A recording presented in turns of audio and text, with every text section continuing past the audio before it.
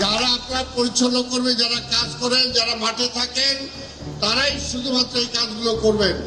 আর আমি যেটা পরিষ্কার বলতে চাই, পরিচ্ছন্নতার ব্যাপারে, বিদ্যুতের ব্যাপারে কোনো আপোষ নাই। আমাদের সিআই যারা আছেন প্রত্যেকটা ওয়ার্ডে বলেছি, যদি ট্রাক বেশি লাগে নেওয়ার জন্য, ময়লা আবর্জনা নেওয়ার জন্য বেশি দেওয়া হবে, কিন্তু কোথাও কোনো আবর্জনা পড়ে থাকতে পারবে না। আপনাকে এটা পারবেন আমাদেরকে দিতে? আমরা একটা পরিচ্ছন্ন ঢাকা চাই, পারবেন? আমার নেতা মাননীয় প্রধানমন্ত্রী ক্লিন সিটি চায়।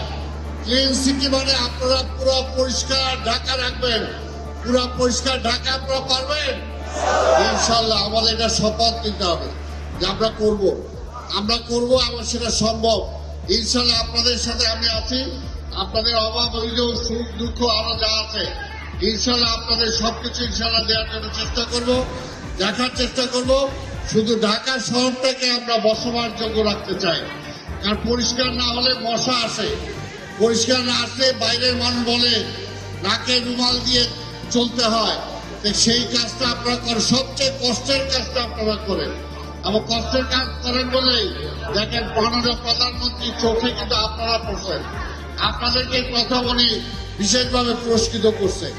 কাজেই এই ব্যক্তিটার জন্য দোয়া করবেন।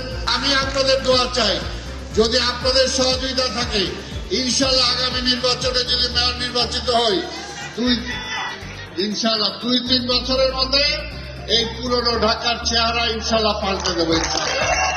আমার সেটা আপনাদেরকে সাথে নিয়েই করবো। আপনারা সবাই আমার সাথে আছেন তো? ইনশাল্লাহ আছেন? তারেক আমার সাথে আছেন ইনশাল্লাহ। আপনাদের সবাইকে ধন্যবাদ। উনি এখনই আবার ডাকছেন, আমাকে এখনই যেতে হবে। আপনাদের সবাইকে যারা আজকে এখানে আসছেন, টাকা আপনাদের অলরেডি অ্যাকাউন্টে চলে